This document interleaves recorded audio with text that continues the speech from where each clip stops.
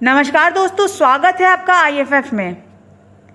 दोस्तों, आप लोगों ने कई बार हमें कमेंट कर AWHCL पर वीडियो बनाने के लिए रिक्वेस्ट किया। करेंटली शेयर में हमें अच्छी खासी गिरावट देखने को मिल रही है।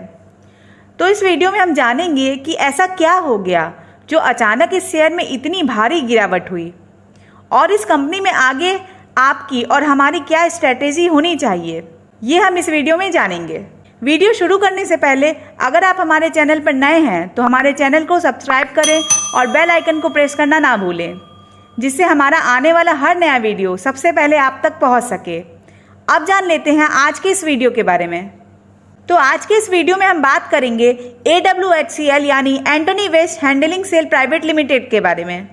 दोस्तों, इस कंपनी के बारे में जानने से पहले आपको इसके बिजनेस से जुड़ी कुछ ज़रूरी बातें जान लेनी चाहिए। तो आइए शुरू करते हैं। दोस्तों, इंडिया में अर्बनाइजेशन बहुत तेज़ी से हो रहा है। अगर इंडिया के पिछले 10 सालों का अर्बनाइजेशन ग्रोथ परसेंट देखें तो लगभग 3.5% CAGR के रेट से ग्रोथ देखने को मिल रहा है। आज इंडिया में लगभग 35% पॉपुलेशन अर्बन एरियाज में रहता है और अगले 10 सालों में इसके दुगने रेट से यानी लगभग 7% CAGR के रेट से अर्बनाइजेशन ग्रोथ होने की उम्मीद है। यानी अगले 10 सालों में देश के पॉपुलेशन का एक बड़ा हिस्सा शहरी क्षेत्र में रहने लगेगा। देश में अर्बनाइजेशन होने पर एनर्जी कंजम्पशन में और पॉल्यूशन में अपने आप ग्रोथ होता है। आज देश में अर्बनाइजेशन पॉल्यूशन का एक मुख्य कारण बन गया है। इंडिया हर साल लगभग 62 मिलियन टन वेस्ट प्रोड्यूस कर रहा है, जो इन्वायरमेंट को बहुत नुकसान पहुंचा रहा है।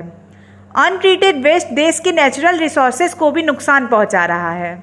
आज देश के टोटल वेस्ट का लगभग 60% ही कलेक्ट हो पा रहा है, जिसमें से केवल 23% वेस्ट का ही ट्रीटमेंट हो पा रहा है।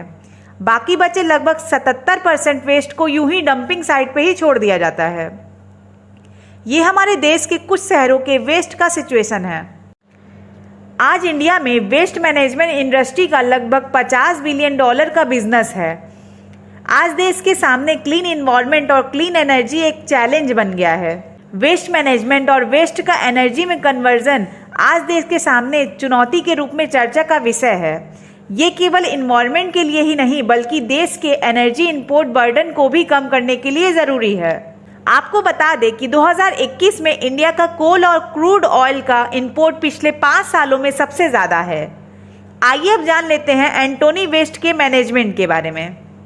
इस कंपनी के चेयरमैन और मैनेजिंग डायरेक्टर हैं मिस्टर जोस जैकब कालराल। इन्होंने भारतीय विद्यापीठ के कॉलेज ऑफ इंजीनियरिंग मुंबई से मैकेनिकल इंजीनियरिंग में ग्रेजुएशन किया है। साथ ही इन्होंने हार्वर्ड बिजनेस स्कूल बोस्टन से ऑथेंटिक लीडर डेवलपमेंट कोर्स भी किया है। मिस्टर जोस जैकब कालराल को ओहियो स्टेट यूनिवर्सिटी द्वारा आयोजित वेस्ट मैनेजमेंट इनोवेशन कॉन्फ्रेंस में स्पीकर के रूप में इनवाइट किया गया था। इनका वेस्ट मैनेजमेंट सेक्टर में 18 सालों से ज़्यादा का अनुभव है। इनका कंपनी में बिजनेस डेवलपमेंट इनिशिएटिव का मुख्य कार्य है। इस कंपनी के मैनेजिंग डायरेक्टर हैं मिस्टर सीजू जैकब कालराल। इन्होंने भारतीय विद्यापीठ के कॉलेज ऑफ इंजीनियरिंग मुंबई से केमिकल इंजीनियरिंग में ग्रेजुएशन किया है। इनका भी वेस्ट मैनेजमेंट सेक्टर में 18 साल से ज़्यादा का अनुभव है। इनका कंपनी में लीगल फंक्शन के साथ अकाउंट और फाइनेंस रिलेटेड मैटर्स के देखरेख का मुख्य कार्य है। आइए अब जान लेते हैं कंपनी के बिजनेस के बारे में। ये कंपनी 17 जनवरी 2001 को मुंबई महाराष्ट्र में Antony waste handling cell private limited के नाम से इनकॉर्पोरेट हुई थी। उस समय कंपनी का मेन काम केवल वेस्ट कलेक्शन और ट्रांसपोर्टेशन का था। आज कंपनी MSW यानी municipal solid waste solution service जैसे waste collection, transportation, processing and disposal service provide कर रही है। ये कंपनी मेनली इंडियन म्यूनिसिपैलिटीज़ को केटर कर रही है। ये इंडिया के उभरते वेस्ट मैनेजमेंट सेक्टर में वेस्ट टू एनर्जी प्रोडक्शन पर भी काम कर रही है। अब अगर वेस्ट मैनेजमेंट का वैल्यू चेन देखें तो सबसे पहले हमारे घरों और दुकानों से जो वेस्ट जनरेट होता है वो आता है म्यूनिसिपल सॉलिड वेस्ट जनरेशन में। इसके बाद है collection and transportation.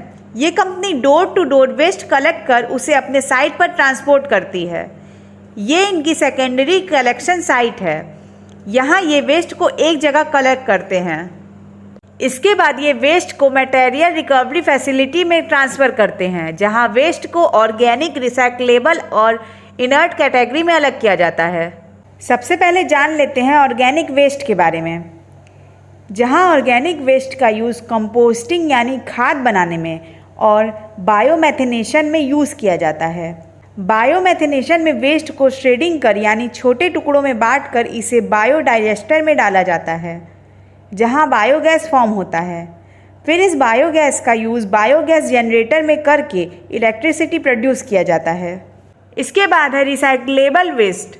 Recyclable waste जैसे glass, tin container, plastic bottles etcetera, इनको फिर से यूज़ करने के लिए रिसाइकल प्लांट में भेज दिया जाता है। इसके बाद आता है RDF वेस्ट यानी रिफ्यूज ड्राइव्ड फ्यूल वेस्ट, जैसे पेपर, कार्डबोर्ड, लेबल एक्सेट्रा। इन्हें छोटे टुकड़ों में काट कर इनका चिप्स बना लिया जाता है, जिसका यूज़ कर इलेक्ट्रिसिटी प्रोड्यूस किया जाता है। इसके बाद है इनर्ट वेस्ट। इनर्ट वेस्ट जैसे concrete, brick and construction waste, इसका use landfill and sanitary landfill के लिए किया जाता है। ये कंपनी करेंटली इंडिया के कई सिटीज़ में ऑपरेट कर रही है। अब देख लेते हैं इनके सब्सिडरी बिजनेस को। Antony Lara enviro solution private limited को जुलाई 2009 में इनकॉर्पोरेट किया गया था। ग्रेटर मुंबई म्यूनिसिपल कॉरपोरेशन के प्रेस्टिजियस लैंडफिल प्रोजेक्ट के लिए मेसर्स लारा और AWHCL के बीच ज्वाइंट वेंचर हुआ है। करेंटली कंजूर मार्ग साइट पर ALESPL यानी Antony Lara enviro solution private limited operate कर रही है। ये इंडिया का सबसे बड़ा single location waste processing plant है। आपको बता दें कि मेसर्स लारा ब्राज़ील की कंपनी है, जिसकी स्थापना 1965 में हुई थी। मेसर्स लारा का इंडस्ट्रियल सॉलिड वेस्ट और हाउस होल्ड वेस्ट मैनेजमेंट का बहुत पुराना अनुभव है। कंजूर मार्ग प्रोजेक्ट को 25 सालों के लिए ALESPL को दे दिया गया है। ये एशिया का सबसे बड़ा प्लांट है, जिसमें minimum 4000 ton waste daily process हो सकता है। जून 2019 से ALESPL 0.97 मेगावाट इलेक्ट्रिसिटी प्रोड्यूस कर रही है। करेंटली इस इलेक्ट्रिसिटी का यूज़ ये खुद के प्लांट ऑपरेशन के लिए ही कर रहे हैं। ये है इनका bioreactor landfill with flare arrangement. ये है इनका मटेरियल रिकवरी फैसिलिटी। ये है इनका landfill gas based power generation unit. AG infra project limited को दिसंबर 2004 में इनकॉर्पोरेट किया गया था। Antony infrastructure and waste management service को अप्रैल 2010 में इनकॉर्पोरेट किया गया था। KL इंक्विटेक प्राइवेट लिमिटेड को अगस्त 2009 में इनकॉर्पोरेट किया गया था। Antony revive e waste private limited को मई 2010 में इनकॉर्पोरेट किया गया था। Antony Lara renewable energy private limited को जुलाई 2018 में इनकॉर्पोरेट किया गया था। Varanasi waste solution private limited को मई 2020 में इनकॉर्पोरेट किया गया था। अब बात कर लेते हैं गवर्नमेंट इनिशिएटिव्स के बारे में। यहाँ हम देख सकते हैं कि गवर्नमेंट स्टार्टअप चैलेंज जैसे छोटे छोटे इनिशिएटिव्स ले रही है प्राइवेट कंपनीज को वेस्ट मैनेजमेंट सेक्टर से जोड़ने के लिए। साथ ही स्वच्छ भारत मिशन अर्बन 2.0 के लिए गवर्नमेंट ने 1,41,600 करोड़ रुपए फाइनलाइज किया है। इसमें 2021 से 2026 तक की अवधि के लिए 36,465 करोड़ रुपए का हिस्सा भी शामिल है, जो मिशन के पिछले व्यय 62,000 करोड़ रुपए से 2.5 गुना अधिक है। ये मिशन अगले 5 सालों में रोजगार और बेहतर अवसर की तलाश में ग्रामीण क्षेत्रों से शहरी क्षेत्र में प्रवास करने वाली अतिरिक्त आबादी के लिए स्वच्छता और सॉलिड वेस्ट मैनेजमेंट इंश्योर करने पर ध्यान केंद्रित करेगा। तो यहाँ हम देख सकते हैं कि गवर्नमेंट इस सेक्टर में लगातार इन्वेस्टमेंट बढ़ा रही है। तो ऐसी सिचुएशन में एंटोनी वेस्ट जैसी कंपनीज को ज़्यादा मुनाफा होगा, जो पहले से ही गवर्नमेंट को सर्व कर रहे हैं। अब बात करते हैं फाइनेंशियल हाइलाइट्स के बारे में। इनका रेवेन्यू कलेक्शन देखें तो इनका 62% रेवेन्यू MSW कलेक्शन और ट्रांसपोर्टेशन से आता है। इनका 28% रेवेन्यू MSW प्रोसेसिंग से आता है और रेस्ट 10% रेवेन्यू कॉन्ट्रैक्ट्स बिजनेस से आता है। इनका अगर रेवेन्यू देखें तो ये कंसिस्टेंटली ग्रो कर रहा है और EBITDA को देखें तो ये भी कंसिस्टेंटली ग्रो कर रहा है। इनके अगर डेट को देखें तो इस साल इनका डेट कुछ कम हुआ है और प्रॉफिट मार्जिन की बात करें तो ये अभी थोड़ा फ्लक्चुएट कर रहा है। इंडियन वेस्ट मैनेजमेंट सेक्टर का ग्रोथ फोरकास्ट देखें तो 2025 तक लगभग 14.4% CAGR के रेट से ग्रोथ एक्सपेक्टेड है। वहीं अगर एंटोनी वेस्ट का रेवेन्यू ग्रोथ देखें तो ये लगभग 15% CAGR के रेट से ग्रोथ एक्सपेक्टेड है। अब अगर रिस्क की बात करें तो इनका बिजनेस म्यूनिसिपल कॉरपोरेशन के ऊपर हाईली डिपेंडेबल है, क्योंकि इंडिया का waste management local municipal corporation के ऊपर डिपेंड करता है। अगर म्यूनिसिपल कॉरपोरेशन की पॉलिसी में चेंज या फंड एलोकेशन में कोई चेंज होने के कारण अगर इनका बिजनेस एग्रीमेंट कैंसिल होता है तो ये इनके बिजनेस पर एडवर्स इफेक्ट डालेगा। ये company intensive working capital business segment में काम करती है। वेस्ट क्लीनिंग सेक्टर में स्वीपिंग, कलेक्शन और स्टोरेज के लिए मैन पावर की बहुत आवश्यकता होती है। साथ ही ट्रांसपोर्टेशन के लिए बड़े ट्रक्स की भी आवश्यकता होती है, जिसमें ट्रांसपोर्टेशन और फ्यूल कॉस्ट में अच्छा खासा खर्च होता है। और वेस्ट प्रोसेस में फ्यूल कॉस्ट और इलेक्ट्रिसिटी पर भी अच्छा खासा खर्च होता है। साथ ही कंपनी का अपने क्लाइंट्स के साथ एग्रीमेंट में 5% सिक्योरिटी डिपॉजिट शामिल होता है, जिसके कारण नए प्रोजेक्ट लेने पर इनका एक अच्छा खासा अमाउंट ब्लॉक हो जाता है और वो भी प्रोजेक्ट पूरा होने तक ब्लॉक ही रहता है। कंपनी के रेवेन्यू का एक बड़ा हिस्सा इनके टॉप 5 क्लाइंट से आता है। फाइनेंशियल ईयर 2020 और 2021 के फर्स्ट हाफ में इनके टॉप 5 क्लाइंट से इनका रेवेन्यू लगभग 91%, 94%, 82% और 76% रहा है। भविष्य में इनके इन क्लाइंट से अगर इनका एग्रीमेंट कैंसिल होता है या किसी स्टेट रूल के नॉन कॉम्प्लायंस के कारण इनका एग्रीमेंट कैंसिल होता है तो ये इनके बिजनेस पर एडवर्स इफेक्ट डालेगा। इनकी एक कंपनी मज़ाया है जिसमें इनके इन्वेस्टमेंट पर इन्हें रिटर्न की कोई उम्मीद नहीं है। इन्होंने RBI से निवेश धनराशि को राइट ऑफ करने के लिए अप्लाई किया है। कोविड-19 के कारण MSW में सिग्निफिकेंट डिक्लाइन देखने को मिला है।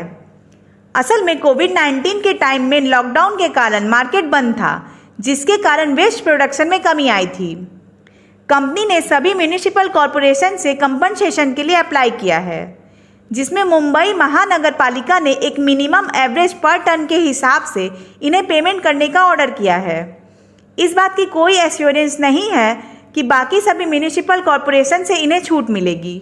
अब इसके फंडामेंटल और टेक्निकल एनालिसिस देख लेते हैं। कंपनी का मार्केट कैप लगभग 1100 करोड़ का है, यानी एक स्मॉल कैप कंपनी है। कंपनी का ROCE लगभग 21% और ROE लगभग 15% है। स्टॉक PE देखें तो ये लगभग 20 है और प्रॉफिट मार्जिन देखें तो ये लगभग 25% है। दोस्तों, इस कंपनी में हाल ही में इनकम टैक्स की रेड हुई, जिसमें इनके द्वारा हवाला से मनी लॉन्ड्रिंग का मामला सामने आया है। साथ ही कंपनी के प्रमोटर्स के द्वारा कंपनी के पैसों से लग्जरी गाड़ी खरीदने और 70 करोड़ के घोटाले का मामला भी सामने आया है। इस रेड में इनकम टैक्स डिपार्टमेंट के द्वारा लगभग 2 करोड़ कैश और 65 लाख की ज्वेलरी जब्त की गई है। दोस्तों, हम IFF में पर्सनली इस कंपनी में इन्वेस्टेड हैं। कंपनी का बिजनेस मॉडल बहुत अच्छा है और गवर्नमेंट की तरफ से इस सेक्टर को पुश किया जा रहा है। बट कंपनी के मैनेजमेंट के खिलाफ इस तरह का न्यूज़ आने पर कंपनी के द्वारा इस पर कोई क्लैरिफिकेशन नहीं देना ये प्रूव करता है कि ये न्यूज़ सच है। अब अगर इसके चार्ट पैटर्न को देखें तो ये करंटली डाउन ट्रेंड में है। अभी हाल ही में मॉरिशस की कंपनी गुइलफोर्ड और कैम्ब्रिज मॉरिशस फंड ने इस कंपनी से एग्जिट किया था, जिसके बाद एक गिरावट हमें देखने को मिली थी। अब IT रेट के इस न्यूज़ के आने के बाद इस शेयर में भारी गिरावट देखने को मिल रही है। दोस्तों, किसी बिजनेस में एक लॉयल मैनेजमेंट का होना बहुत ज़रूरी है, क्योंकि हम अपनी मेहनत का पैसा उस बिजनेस में इन्वेस्ट कर रहे हैं। अगर मैनेजमेंट की लॉयल्टी ही डाउटफुल होगी तो ऐसे किसी बिजनेस में बने रहने का कोई मतलब नहीं बनता। बट फिर भी चूंकि इस कंपनी का बिजनेस अच्छा है और अपने सेक्टर में यही एक कंपनी है जिसमें हमें पोटेंशियल दिख रहा है, तो ऐसे कंडीशन में हम अपने इन्वेस्टमेंट का केवल 5% हिस्सा इन्वेस्टेड छोड़कर इससे एग्जिट करेंगे। आशा है ये वीडियो आपको पसंद आया होगा। अगर हाँ तो इसे प्लीज़ लाइक, शेयर, सब्सक्राइब और कमेंट करें। Thanks for watching.